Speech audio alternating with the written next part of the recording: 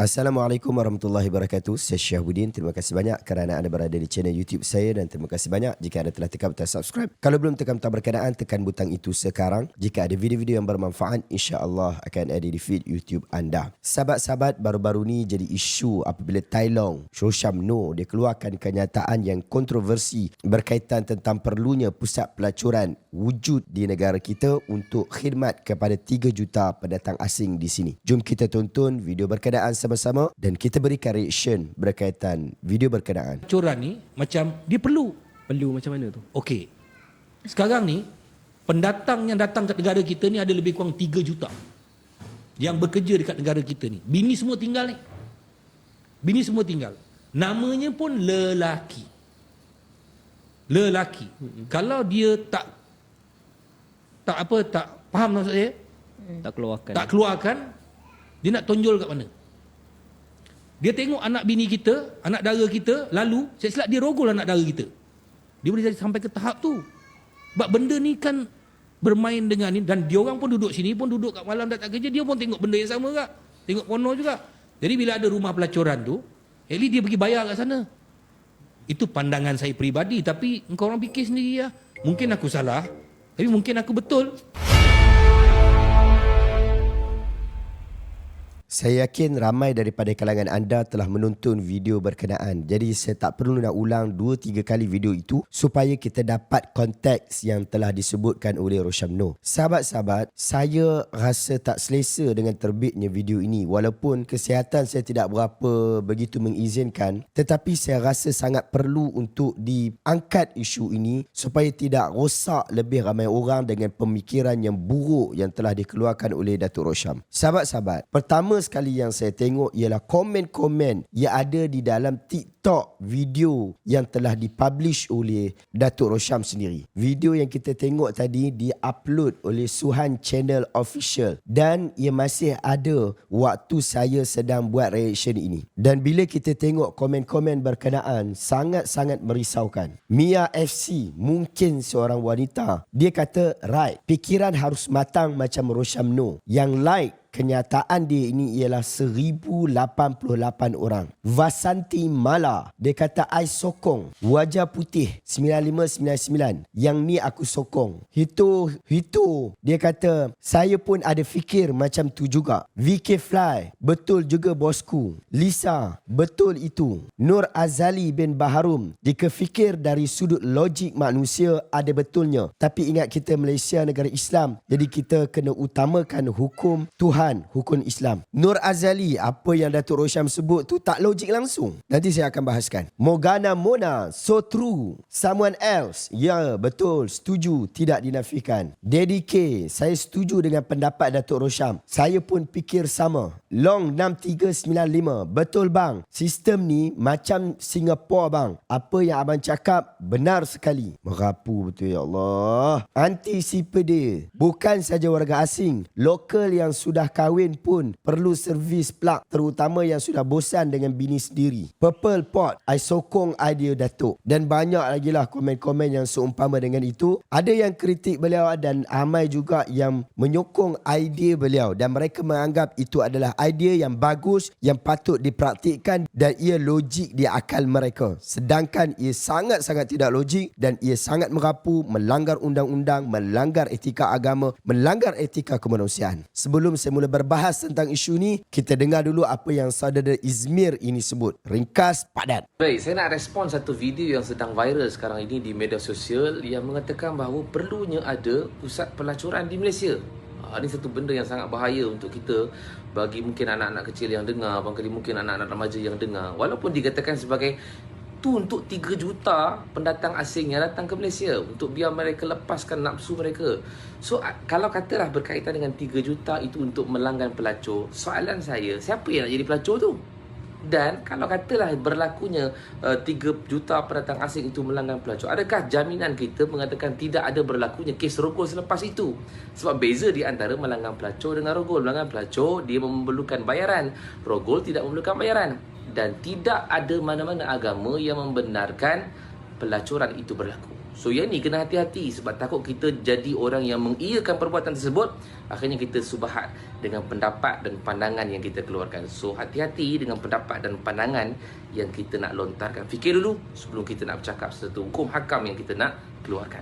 Saya ada baca kenyataan daripada Akhi Fairuz Al-Jengkawi bahawa ia bukan satu kenyataan tetapi ia adalah satu pertanyaan yang bersifat provokatif kepada saudara Aiman Psikologi. Seorangnya adalah saudara Aiman Psikologi yang menjadi panel pada hari berkenaan yang mengulas apa yang disebutkan oleh Datuk Rosyam. Mungkin sahabat-sahabat yang nak ambil manfaat ilmu yang banyak, mungkin saudara boleh tengok apa yang disebutkan oleh saudara Aiman Psikologi di dalam podcast berkenaan. Pada saya, ia bukan sekadar satu soalan, bahkan tak nampak wajah soalan pun dekat situ. Tetapi kita nampak pihak Rosyam Noh sendiri telah menggunakan soalan itu untuk mensensasikan podcast beliau dengan memotong part itu sahaja. Lalu dijadikan itu sebagai bahan iklan dan dia menampakkan wajah yang sangat buruk yang mahu ditunjukkan. Awak nak clickbait tak ada masalah. Itu biasa dilakukan oleh influencer. Tetapi ini bukan clickbait, tetapi adalah sifat kurang ajar yang kita telah sampaikan secara publik. Saya setuju dengan kenyataan Akhi Fairuz bahawa mereka yang berkecimpung dalam bidang hiburan ni lebih suka bila apa yang mereka buat jadi viral, dapat promosi percuma, dan teknik itulah yang mereka selalu buat. Dan kita tengok itulah yang Datuk Rosyam buat. Saya dah tengok permohonan maaf yang dia keluarkan, tetapi dia bukan minta maaf dengan maksud dia kata itu kenyataan dia yang salah, itu kenyataan dia tersilap, saya minta maaf saya telah keluarkan kenyataan tu. Tidak, dia nak lagi promosikan video dia untuk tujuan ramai orang tengok lagi video beliau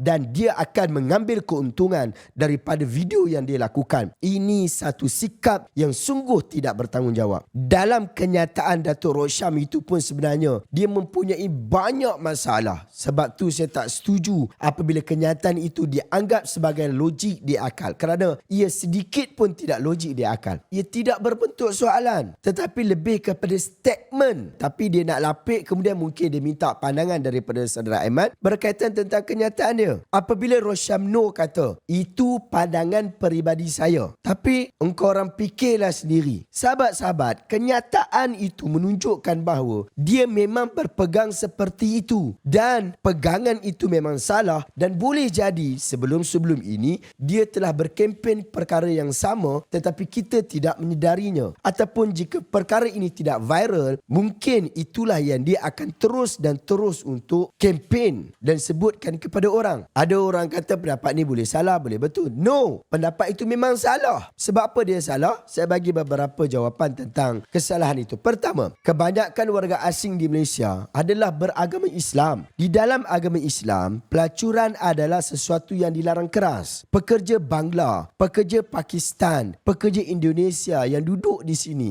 majoriti mereka beragama Islam. Waktu salat Jumaat, mereka yang ramai. Waktu salat hari raya, mereka penuh. Waktu salat jemaah, mereka juga antara yang memenuhi saf. Mereka beragama Islam dan mereka dituntut untuk patuh pada agama. Seperti mana kita dituntut untuk patuh pada agama, mereka pun dituntut untuk melakukan hal berkenaan. Atas tuntutan tersebut, kita hendaklah menjauhkan diri kita dan diri mereka daripada sebarang kemaksiatan, termasuklah maksiat pelacuran. Dalam Islam, pelacuran adalah salah satu bentuk penzinaan. Kerana zina sahaja dan juga pelacuran ini adalah bentuk hubungan seksual di luar hubungan perkahwinan. Bezanya, pelacuran biasanya dilakukan dengan tujuan nak mencari duit, nak mencari wang, dan orang yang pergi melacur, dia keluarkan duit, dia keluarkan wang. Allah Ta'ala sebut dalam Al-Quran, ba'da a'udzubillahi minasyaitanir rajim, wala taqrabuz zina innahu kana fahishatan wa sa'as sabila. Jangan kamu menghampiri zina. Sesungguhnya zina itu adalah satu perbuatan yang keji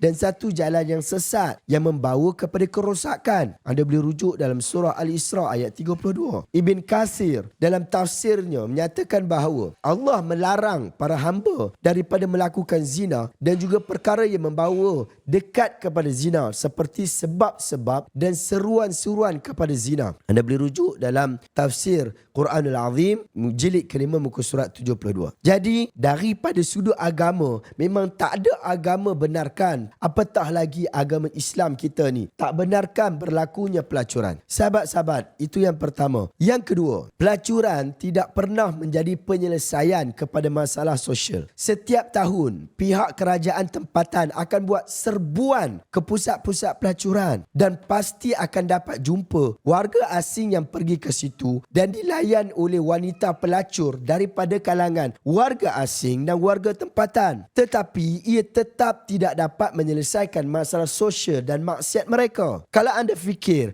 warga asing ada masalah sosial sampai ketagihan seks, tak perlu buat rumah pelacuran, tapi sekatlah mereka daripada masuk negara kita. Itu adalah solusi yang paling mudah. Solusi yang lain adalah perkara yang ketiga. Perkara yang ketiga, sahabat-sahabat, kerajaan Malaysia menerusi Menteri Agama telah berikan jaminan untuk bekerjasama dengan pihak immigration untuk memudahkan urusan perkahwinan warga asing dengan rakyat tempatan. Oleh itu, ambil peluang ini untuk jauhkan diri daripada kemaksiatan. Tak salah pun warga asing kahwin dengan orang perempuan kita. Orang perempuan kita kahwin dengan orang asing. Tak ada masalah. Dan mereka suka, mereka kahwin, tak ada masalah. Jangan biarkan mereka lakukan kemaksiatan. Kerana kita orang Islam tak akan selesa kemaksiatan berlaku di tempat kita. Di banyak negeri-negeri telah diharamkan judi. Bersyukur kita ke Allah Ta'ala kerana telah diharamkan judi di banyak negeri di Malaysia ini. Alhamdulillah. Takkan nanti wujud pula orang duk pergi kempen bahawa judi ini perlu, judi ini adalah satu keperluan kepada sekelompok manusia.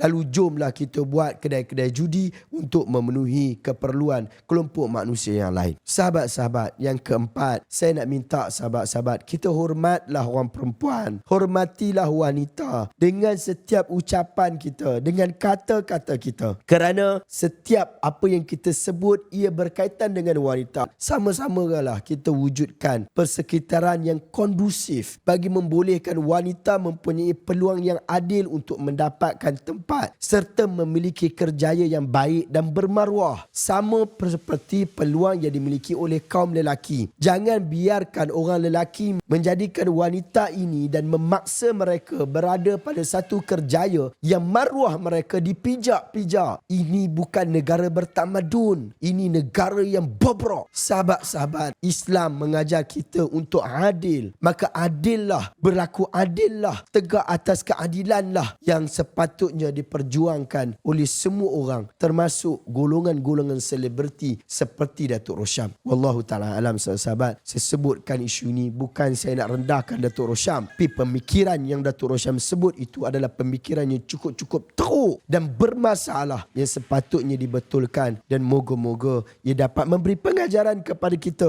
untuk tidak mengulangi satu pemikiran yang tidak logik dan merosakkan akal seperti itu. Wallahu ta'ala alam, sahabat. Jumpa lagi dalam video reaction seterusnya. Saya nak ajak anda juga untuk dapatkan buku Sahih Al-Bukhari yang ada di belakang ini. Ia adalah sumber yang sahih, sahabat-sahabat, sumber yang bagus untuk kita fahami apa yang datang daripada Nabi kita Muhammad sallallahu alaihi wasallam. Dapatkan buku ini, saya letakkan link dekat bahagian description. Jumpa lagi dalam video reaction seterusnya. Assalamualaikum warahmatullahi wabarakatuh.